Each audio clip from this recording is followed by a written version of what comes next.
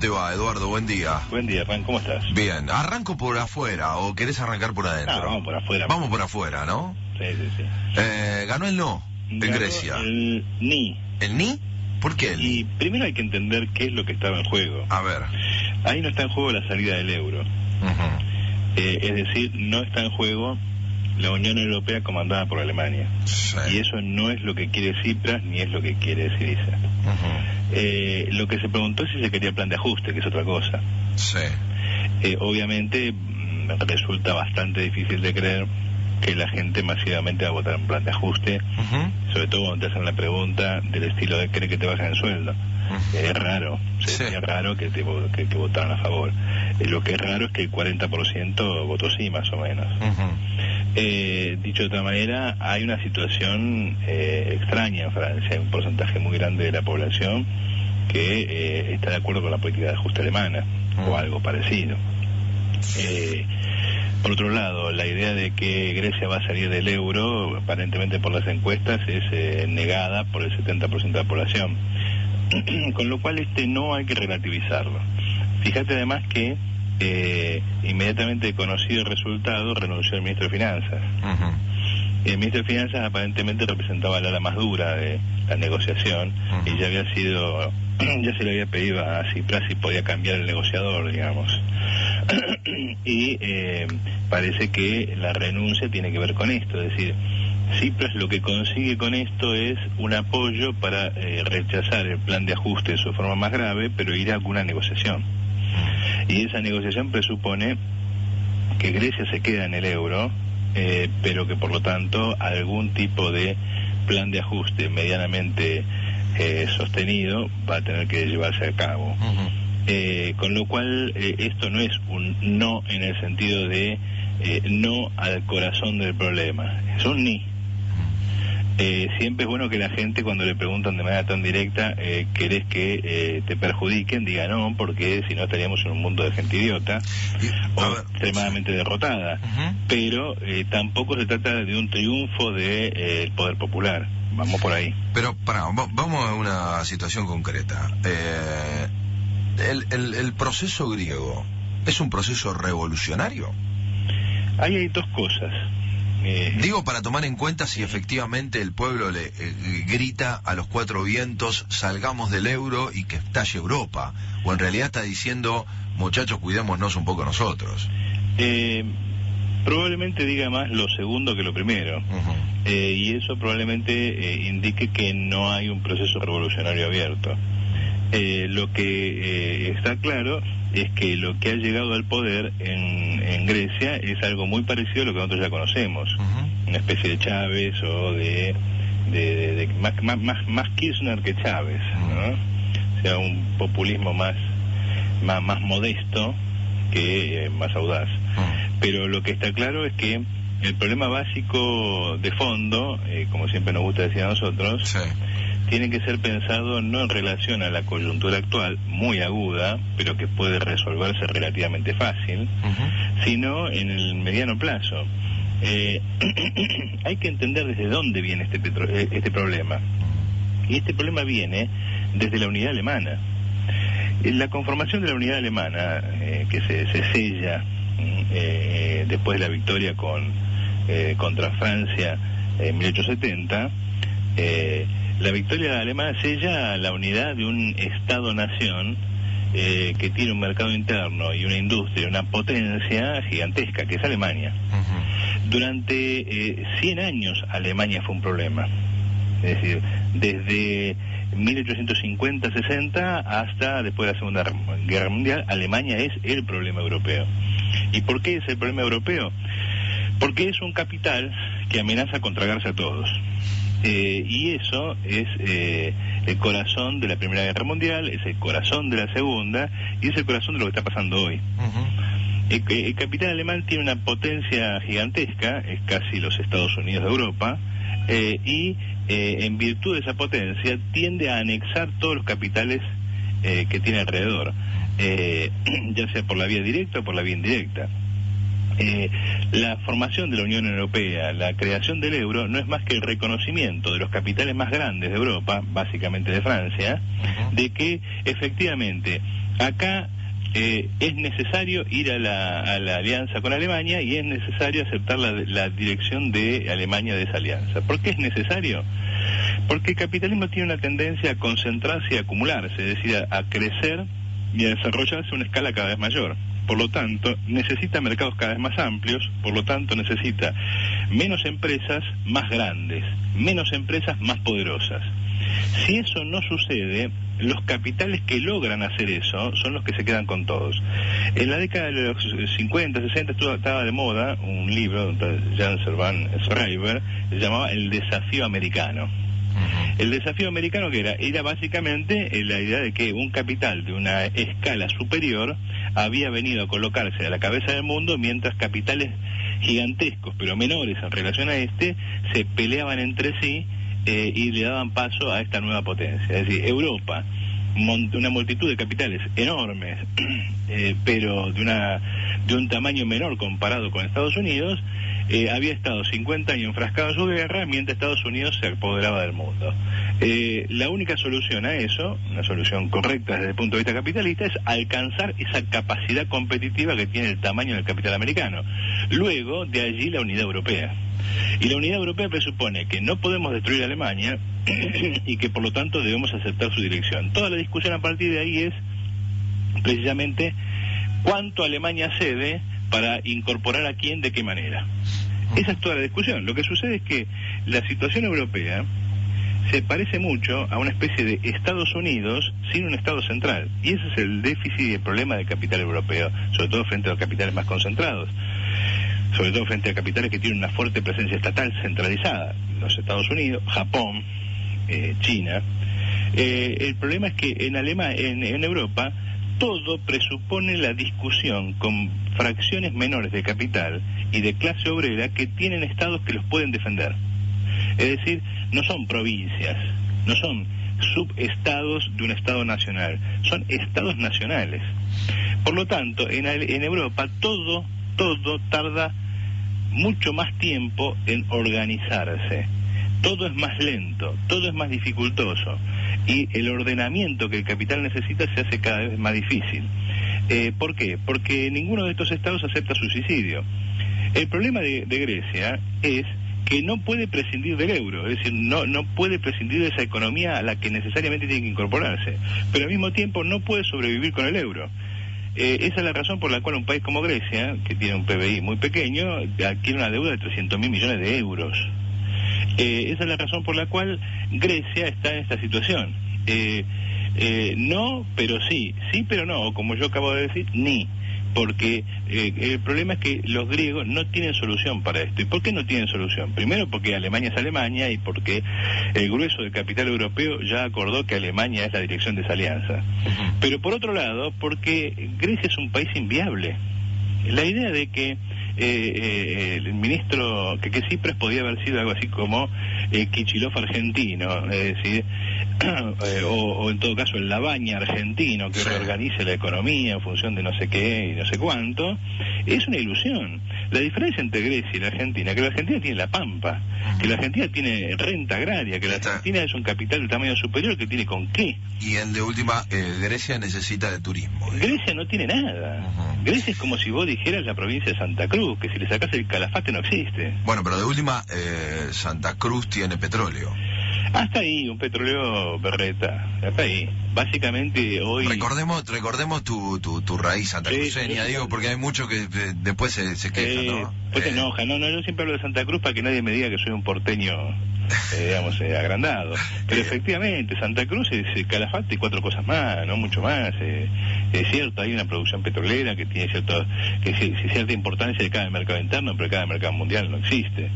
Entonces, Grecia es un país inviable y forma parte del tercer cordón de países europeos que son inviables. Hay una parva de países europeos inviables: Islandia, Irlanda, Grecia, buena parte de lo que estaba antes bajo la Unión Soviética. Son países que no tienen viabilidad. Entonces, el punto es, ¿para qué sirven estos países desde el punto de vista de capital? Y en el mejor de los casos como población sobrante, sí, como mano de obra barata. El problema es que en el mundo hay mano de obra muy barata, mucho más barata que cualquier la de mano de Grecia. obra europea. Claro. Por lo tanto, hasta que los griegos sean más baratos que los chinos, puede pasar un universo. Sí, entre los chinos y la India le complica la existencia la mano de obra barata. Por supuesto. Entonces, y además te das cuenta que para la imagen de la Europa que se quiere construir, esta situación no es viable en términos políticos y sociales. Igual es muy llamativo que, sobre todo tomando en cuenta las comparaciones que se hacían con la Argentina de Grecia, ¿no? Que Varoufakis, que es el ministro de Finanzas que renunció, obtenga una victoria electoral, si se quiere, más allá del ni que vos hacías mención, y renuncie. En la Argentina ya lo estarían postulando a líder monárquico, más o menos. Pero renuncia porque quiere facilitar las negociaciones. Por eso, pero a ver, en la Argentina vos lo comparaste con Lavagna. Se candidateó a presidente. Sí, y bueno, con Kicillof espera un rato. Sí, Digo, pero... hay una lógica diferente en el tema organizativo que muestra que no son las mismas variables que en la Argentina. Ni siquiera en el armado de su dirigencia. Mira, te sorprendería las similitudes. Mira. Alexis Tsipras es un populista al estilo bien latinoamericano. No es mucho más que eso. Syriza aparentó ser un partido de ultraizquierda, pero rápidamente adoptó incluso lo mismo, incluso con más velocidad que Podemos. Es decir, son todas variantes que se parecen mucho a los regímenes latinoamericanos, con una serie de problemas. La economía española es más grande que la economía griega, eso está claro. Sí. Y tiene una viabilidad mayor que la economía griega, pero la economía española tampoco es un dechado de virtudes y un horizonte de futuro abierto. ¿De qué creció durante buena parte de los años 50, 60 y 70 la economía española? De ser el reservorio de mano de obra barata de capital alemán. Vos ves los autos españoles, no son más que Volkswagen, con nombrecito español. La economía española es otra de esas economías con problemas. Hasta una economía tan grande como la economía italiana tiene serios inconvenientes con la Europa del euro. Por eso se habla de una Europa de 2 tiempos o de 3 tiempos, es decir, una periferia muy pobre, una segunda línea con cierto retraso y un corazón alemán-francés. Estos son los problemas. Vienen desde hace más de 100 años. El plebiscito de ayer no resuelve absolutamente nada este problema de fondo. En todo caso, le da a Tsipras la posibilidad de negociar un poco mejor, y probablemente, para evitar mayores dificultades, la Troika le otorgue alguna concesión que le permita, tirar la pelota para adelante. Pero esto no termina acá, de ninguna manera. Eduardo, nos venimos para acá. Dejamos el mundo griego y nos venimos a la Argentina a analizar un poco lo que ha sucedido en las elecciones. Digo, en Capital, en Córdoba, hay datos suficientes como para analizar, sobre todo para hacer una mirada de algo que veníamos siguiendo, ¿no? Y que tiene que ver con el sector de izquierda, los partidos de izquierda y su performance electoral. Y mira, una buena y una mala, digamos. A ver. Si vos ves la elección en Córdoba, tan mal no anduvo el FIT. Sí. Sacó algo así como casi el 5% para gobernador. 4,90 y pico. Algo así, y sacó 6 y algo para legisladores. Sí. Y si vos sumás los 2 partidos que vienen atrás del FIT, que podrían tranquilamente estar en el FIT, por lo menos uno de ellos, el MAS y el MST, podría haberse sacado 10% en la elección de Córdoba. Lo charlábamos hace un ratito cuando hacíamos un análisis de que a Castelo terminó más cerca de Liliana Olivero que de Oscar Aguad. Digo, cuando se planteaba que había chances para que el Frente para la Victoria obtuviese la gobernación de Córdoba, los números reales marcan que la diferencia entre Aguad y a Castelo es mayor que la diferencia entre a Castelo y Olivera. Exactamente, y eso marca 2 cosas. Por un lado, que la operación Scioli gana caminando tiene patas cortas. Scioli festejó en La Rioja. Sí. En todos los demás le dieron una paliza, sobre todo a Cristina. Pero el asunto en Córdoba, el FID podría haber alcanzado el 10%. Sí, al menos entre el 8 y el 9 estaría rondando, tranquilamente. Tranquilamente, pero además hay un punto que lo ves por contracara de la Ciudad de Buenos Aires. En la Ciudad de Buenos Aires sacó casi la mitad que en el 2013. La pregunta es ¿por qué? Bueno, hay una clave de todo esto, es la clave Luis Zamora, me parece una clave fundamental, digo, porque es un hombre que pudiendo sumar dentro de un espacio de izquierda, divide. Y Zamora divide porque, digamos, su carácter de izquierda es discutible. Hay que decirlo de una buena vez por todas. A lo sumo es un liberal enojado, un poco más enojado que Carrió. Pero que es una persona de izquierda habría que discutirlo. Con todo el respeto que uno le tiene a Zamora, ¿de acuerdo? Pero su posición política es esa. A ver, más allá tal vez hasta de la posición política, lo que termina traccionando de voto, digamos. Sí, es evidente que tiene un voto cautivo, pero también es evidente que ese voto cautivo es un voto muy antipartido, que es la línea de Zamora. Y ese voto muy antipartido tiene un argumento contra el FIT, que no lo tenía hasta hace un tiempo. ¿Cuál es una de las claves de la presencia que de repente adquirió el FIT? Bueno, por fin se juntan. Claro, sí. ¿Entendés? Y el caso de Zamora es todo lo contrario. Hay que autodeterminarse y tener libertad. Exactamente. Entonces, por fin se juntan. De alguna manera venía a demostrar que para cierta gente que lo ve de manera superficial, pero lo ve así, esta gente es poco seria y de repente, bueno, aprendió algo, aprendió que hay que juntarse. Suponete que tomamos ese argumento por bueno, la decisión de ir a las PASO del FIT y todo el escandalete que anduvo dando vueltas y dando vueltas detrás de eso, demuestra que donde hay dos trotskistas de partido. Es decir, el mismo argumento con el cual el FIT nacía para bloquear.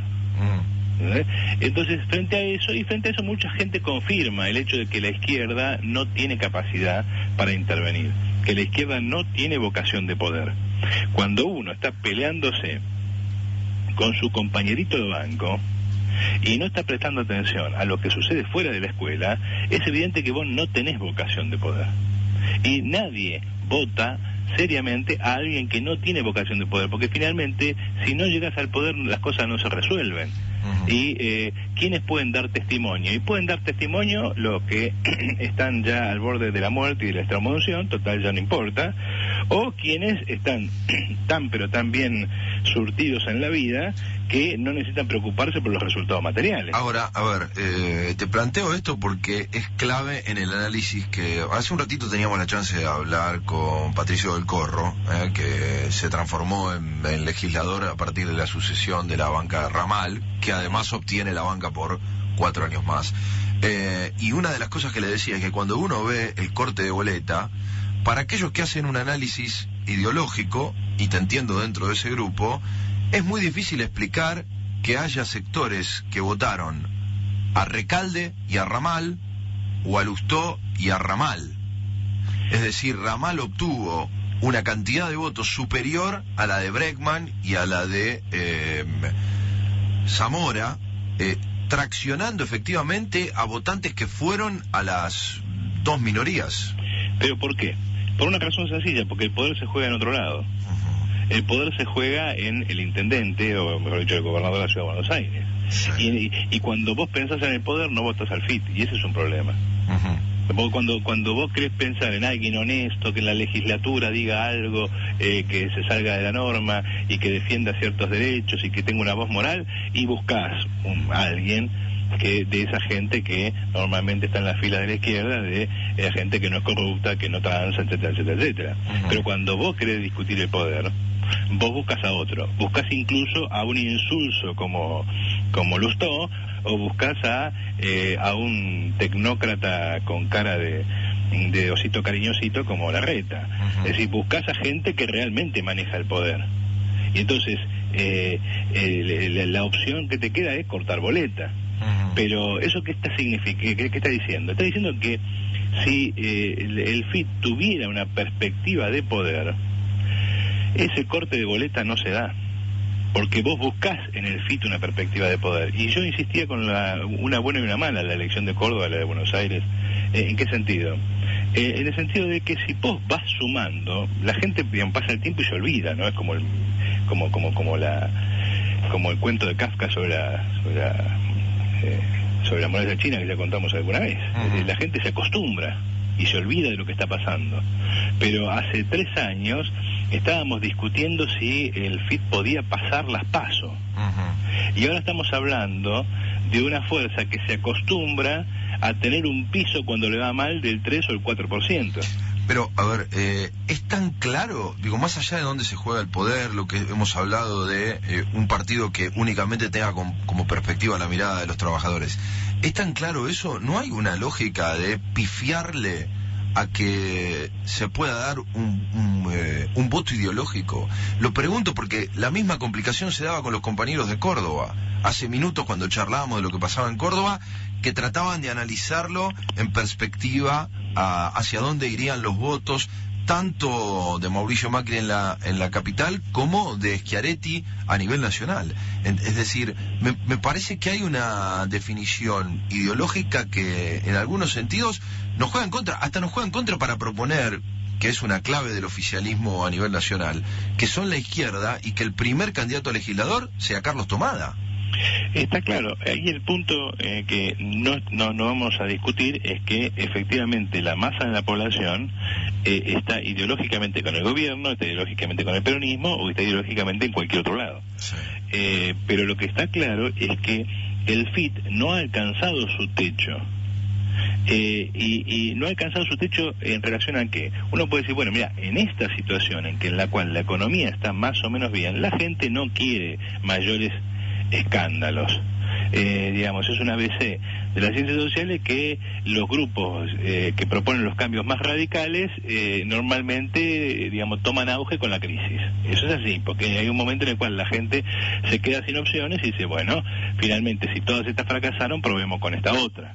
Ahora, lo que yo sostengo es que la performance actual del FIT está muy por debajo de lo que el FIT puede hacer hoy en esta coyuntura. Y que tenemos algo para hacer, porque es muy fácil sacarse de encima el problema. Bueno, la situación no da. Y entonces no es que nosotros cometemos errores, la situación no da. No. La situación no da probablemente para la toma de la Casa Rosada. Nadie está diciendo acá el FIT va a ser poder dentro de un año. Pero lo que estamos diciendo es, estamos frente a la oportunidad histórica de construir un nuevo partido de los trabajadores argentinos. Es decir, de reemplazar al peronismo en esa tarea, y que esa tarea esté siendo realizada, pueda ser realizada por partidos cuyo programa, más acá o más allá, es básicamente trotskizante o bolchevique, significa un evento político de magnitud. ¿Y por qué estamos perdiendo esa oportunidad? Porque no le estamos diciendo a la gente que nosotros tenemos voluntad de poder, porque no queremos ganar. ¿Y dónde se ve que no queremos ganar? Y se ve que no queremos ganar y que toda la discusión es si vamos con un señor de más de 60 o con un muchacho de menos de 30. Eso no tener perspectiva de poder, es estar discutiendo de estupideces. Muy fuerte.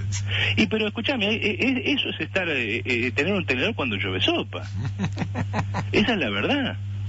Entonces, si esas cosas no pasaran, si el FIT se abriera e incorporara todas las variantes habidas y por haber de la izquierda dentro de ese programa, ¿tomaríamos el poder? No, mira, yo esa no te la firmo porque no es cierta. Pero que sacaríamos más del 10% en las elecciones, seguro. Y con el 10% en las elecciones, en un país donde el gobierno saca 17, 18, 20, en una provincia como Córdoba, vos sos una alternativa. Y la gente te empieza a mirar como tal. Es decir, hay ciertos horizontes que representan saltos cualitativos. El FIT está ante la posibilidad de un salto cualitativo. Si no toma cuenta de eso, vamos a terminar como siempre, con el 1,1. Eduardo, te mando un abrazo, buena semana, y está bueno porque, digo, a veces hay gente que no se atreve a hacer discusiones y profundizar críticamente, y me parece que es clave para encontrar una salida. Si no tenemos una mirada crítica, se nos complica el horizonte. Si nosotros nos conformamos siempre con que salimos segundos y bueno, fue el árbitro, fue el clima, la localía, no, así no sirve. Te mando un abrazo. Un abrazo. Buena semana, chau. Así no sirve. Te mando un abrazo. Un abrazo. Buena semana, chau. Así no sirve. Te mando un abrazo. Un abrazo. Buena semana, chau. Así no sirve.